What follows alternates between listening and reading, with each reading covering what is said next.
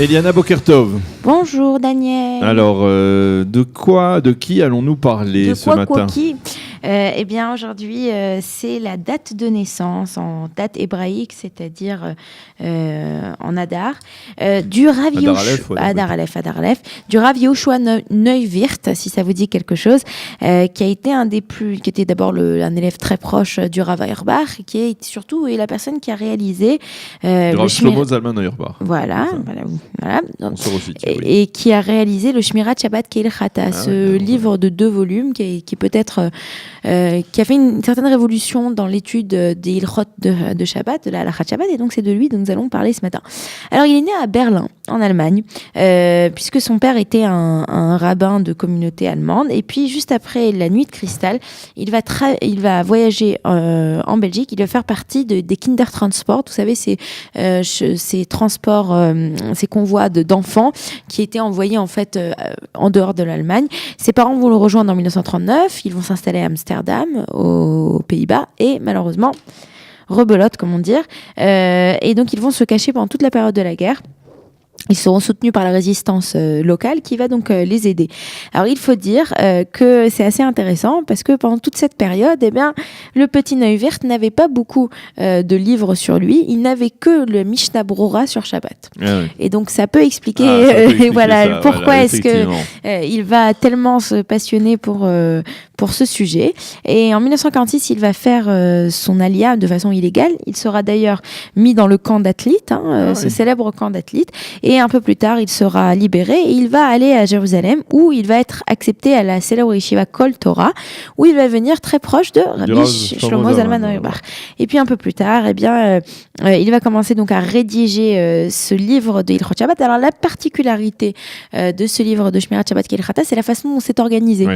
Alors, vous savez, on parle souvent. C'est clair, c'est très clair. Voilà. Alors en fait, si on regarde les plus grands commentateurs ou les plus grands halachistes, si on peut dire ça comme ça, ils sont connus souvent par la façon dont il réorganise. Je vous donne un exemple, le Mishneh Torah du Rambam, eh ben, il est connu parce que c'est le précurseur, qui reprend tous les sujets et qui dit bon, on va arrêter de suivre la façon dont c'est décrit ou dans la Gemara ou dans la Mishnah, on va faire ça autrement, Mishneh Torah. Et donc lui, c'est aussi, voilà.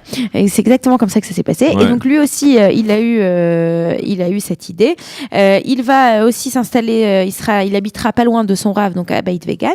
Et il faut dire aussi que Rav Auerbach, souvent, il disait des choses à l'oral, il donnait donc des décisions ilchatiques à l'oral, et lui, en fait, passait du temps à rédiger ce que son maître disait, et c'est ainsi que le Rav Auerbach, il était très connu, je ne sais pas si vous connaissez, tout ce qui touchait à la halakha médicale.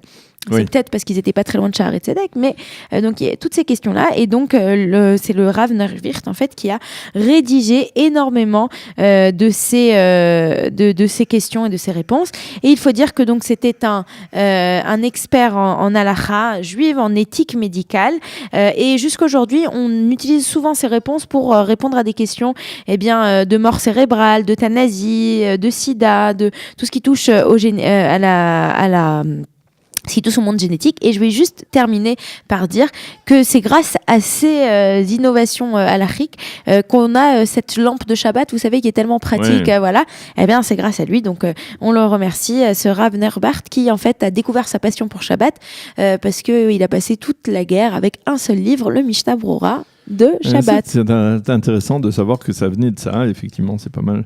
Bien entendu, il a eu le temps d'approfondir le sujet. Merci beaucoup, Eliana. Nous allons marquer une petite pause musicale pour souffler un petit peu parce que nous avons un début d'émission sur les chapeaux de roue avec plusieurs invités.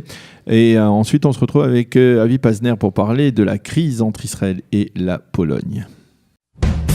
Vous aimez l'histoire juive ? Retrouvez Liana Gurfinkel dans Un jour notre histoire sur Studio Kalita, c'est tous les matins, pour découvrir ensemble les événements et les personnages qui ont fait notre histoire.